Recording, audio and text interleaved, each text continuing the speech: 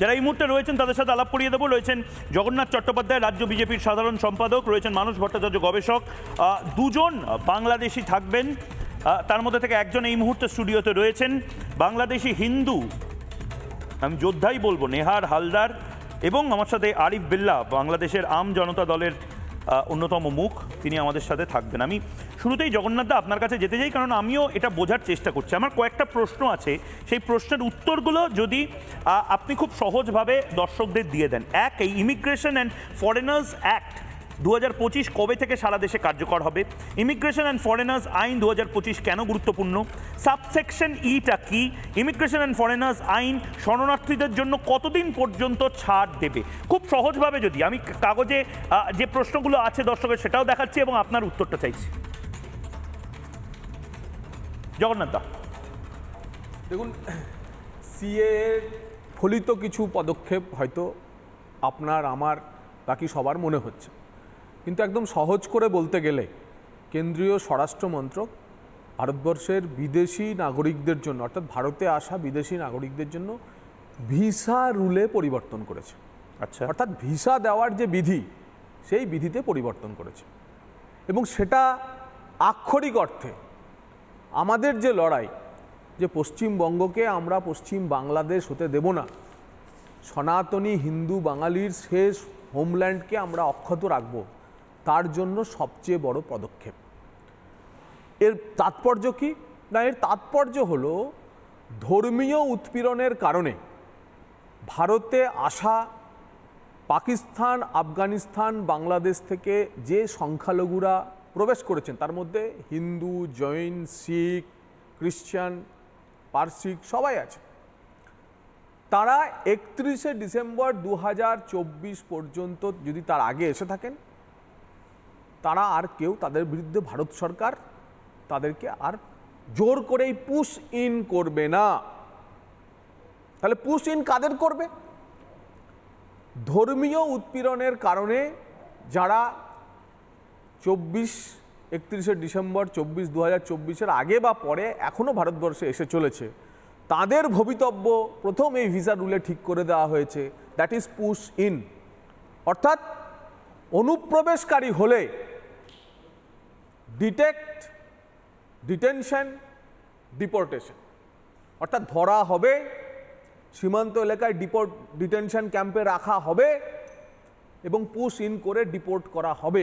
কিন্তু তার মধ্যে হিন্দু নেই তো এখন, মানে তার মধ্যে ধর্মীয় উৎপীড়নের কারণে যারা এদেশে এসেছেন, ধর্মীয় উৎপীড়ন বাংলাদেশে কাদের উপর হচ্ছে? একদম হিন্দুদের উপর হচ্ছে। না, এবং সনাতনী হিন্দু, বৌদ্ধ, খ্রিস্টান, শিখ, জৈন যদি বাংলাদেশ থেকে 31শে ডিসেম্বরের মধ্যে ভারতবর্ষে এসেছেন, তাহলে ভারতবর্ষের কোনো সরকারের এটা করার, তাদের গায়ে হাত দেওয়ার ক্ষমতা নেই, তারা শরণার্থী। কেন্দ্রীয় স্বরাষ্ট্র মন্ত্রক এপ্রিল মাসে বিজ্ঞপ্তি জারি করে তা ঘোষণা করে দিয়েছে। কেন এটা করতে হলো?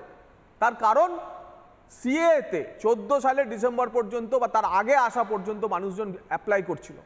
সিএতে যাতে শরণার্থীরা অ্যাপ্লাই না করে, তার জন্য সিএ অ্যাপ্লিকেশনের পরে পশ্চিমবঙ্গ পুলিশ সেই বাংলাদেশি শরণার্থীদের বাড়ি গিয়ে বলছিল তোমরা বিদেশি। তার কারণ সে তখনও নাগরিকত্ব পায়নি। অ্যাপ্লিকেশন যেই করছে, জেনে যাওয়ার পরে তাকে গিয়ে বলছে ফরেনার্স অ্যাক্টে তাদের বিরুদ্ধে মামলা করছিল। তাই এযাবৎ কাল পর্যন্ত, অর্থাৎ 24 সালের 31শে ডিসেম্বর পর্যন্ত আসা বাংলাদেশি হিন্দু, বৌদ্ধ, খ্রিস্টান, শিখ, তাদের গায়ে আর পশ্চিমবঙ্গ পুলিশ, কলকাতা পুলিশ বা অন্যান্য কোনো জেলা পুলিশ হাত দিতে পারবে না। স্টেট গভর্নমেন্টের কোনো এজেন্সি হাত দিয়ে তাদের বিরক্ত করতে পারবে না।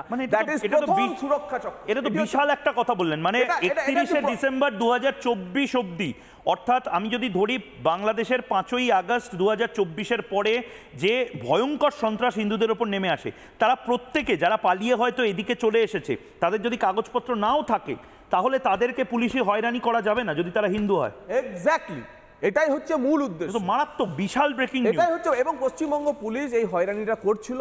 আমরা যেখানেই সিএ ক্যাম্প করছিলাম, যেই মাত্র সে আবেদন করছিল, সে রিসিট কপি পাচ্ছিল, পুলিশের কাছে ইন্টিমেশন যায়, তার তদন্ত হয়, আর সঙ্গে সঙ্গে পুলিশ গিয়ে তাদের বিরুদ্ধে ফরেনার্স অ্যাক্টে মামলা করছিল। এক চরম বিব্রত যায়। ওই কারণে বহু শরণার্থী এসেও সিএতে অ্যাপ্লিকেশন করছিল না। এটা হচ্ছে প্রথম সুরক্ষা চক্র। দ্বিতীয়ত, আর 1 মিনিট 30 সেকেন্ড নেব। দ্বিতীয়ত, কেন এর ফলে কি লাভ হবে? ঠিক, সিএতে ফলিত এফেক্টটা কি? না, আমার যদি 2024 সাল পর্যন্ত আমি যদি নিরাপদ থাকি, 24 সালের আগে পর্যন্ত এসে আমার গায়ে কেউ হাত দিতে না পারে, আমি যদি 14 সালের পরেও বেঁচে থাকি, তাহলে ন্যাচারালাইজেশন প্রসেসে অর্থাৎ 10 বছর 11 বছর আমার ভারতবর্ষে থাকা হয়ে গেছে, আমি এমনি অ্যাপ্লাই করলে এখন তো 5 বছর, আগে 11 বছর ছিল, এখন তো বোধহয় 5 বছর হয়ে গেছে 2019 অনুসারে। তো ন্যাচারালি 5 বছর হয়ে গেলে সেটা আমি ভারতের নাগরিক হয়ে গেলাম। তার জন্য মানে হিসেব মতো যে 2024 সালে এই মুহূর্তে ভারতে কোনো বাংলাদেশি হিন্দু রয়েছে, সে বাই ন্যাচারালাইজেশন সাধারণ নিয়মে 2031 মধ্যে ভারতীয় নাগরিক, ভোটার আইডি কার্ড সব পেয়ে যাবে।